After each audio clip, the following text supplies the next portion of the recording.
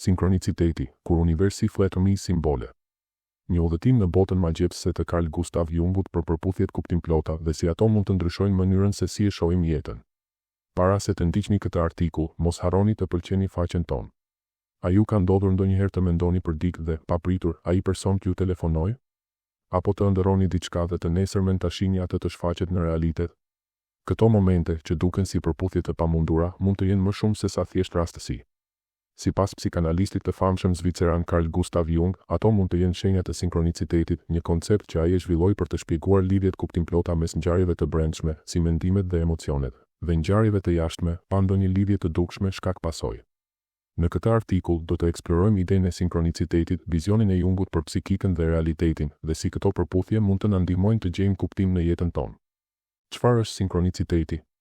Jung e përkufizoi sinkronicitetin si një fenomen ku dy ose më shumë ngjarje, që nuk kanë lidhje të qartë logjike, përputhen në një mënyrë që ka kuptim të thellë për personin që i përjeton.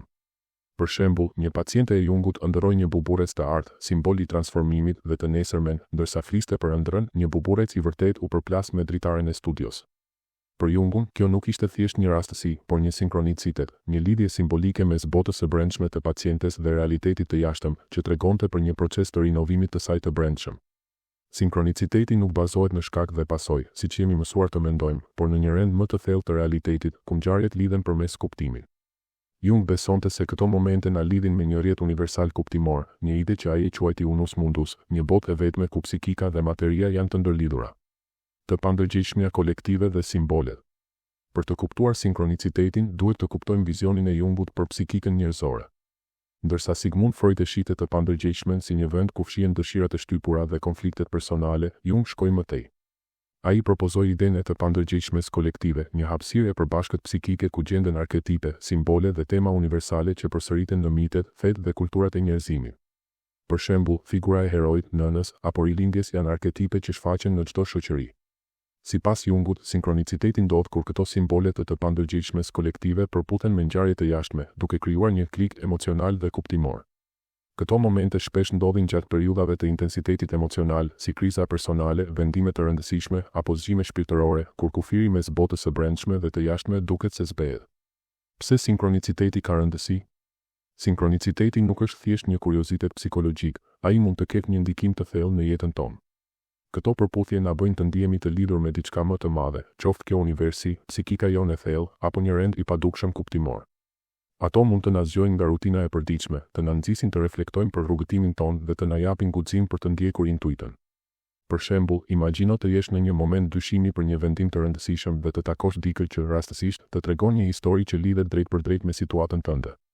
Ose të hapësh një libër dhe të gjesh një fjali që duket sikur është shkruar për ty. Jung do të thoshte se këto nuk janë thjesht fakt, por sinjale që psikika jote i njeh si kuptimplota, duke të ndihmuar të gjesh qartësi ose frymëzim. Si ta përqafosh sinkronicitetin në jetën tënde? Për të përfituar nga sinkroniciteti, Jung sugjeron të kultivojmë një qëndrim të hapur dhe të vëmendshëm ndaj botës përreth nesh. Ja disa hapa praktik për të filluar.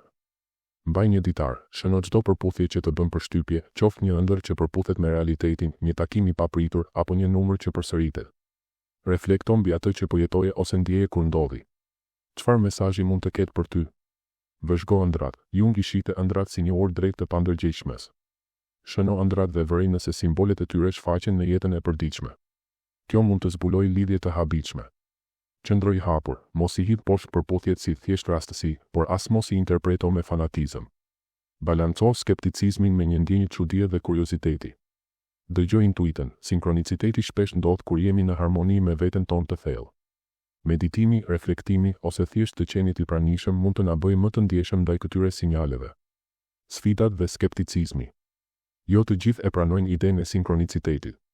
Shumë shkencëtarë e shohin si një bias konfirmimi, ku ne japim rëndësi vetëm përputhjeve që na bien në sy, duke ignoruar miliona rastësi të parëndësishme.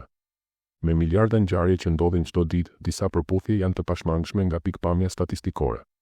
Megjithatë, Jung argumentonte se sinkroniciteti nuk ka të bëjë me probabilitetin, por me kuptimin subjektiv.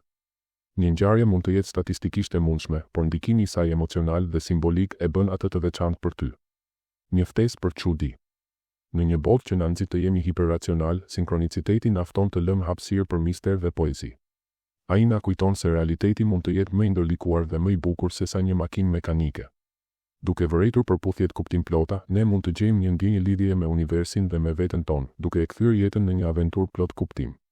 Carl Jung na lë një trashëgimi të çmuar, një vizion ku shkenca, simbolizmi dhe spiritualiteti bashkohen për të na ndihmuar të eksplorojmë thellësitë e psikikës dhe realitetit. Pra, herën tjetër që përjeton një përputhje që të bën të ndalosh dhe të çuditesh, provo ta shohësh me sy të rinj. Ndoshta është universi ose shpirti yt që po të flet përmes simboleve. Je i pranishëm, qëndro zgjuar dhe lër veten të befasohesh nga magjia e sinkronicitetit.